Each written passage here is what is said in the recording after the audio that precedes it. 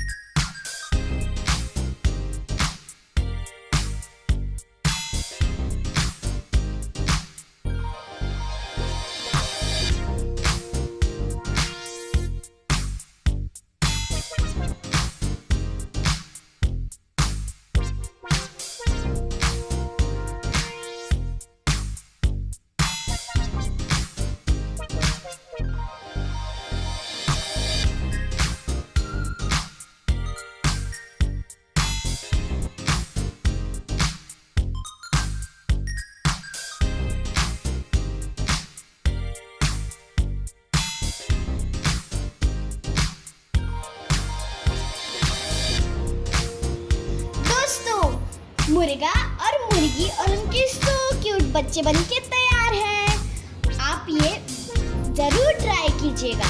अगर आपको मेरा वीडियो पसंद आए तो मेरे चैनल को लाइक, सब्सक्राइब और और शेयर करना मत भूलिएगा। Thank you for watching. Bye bye.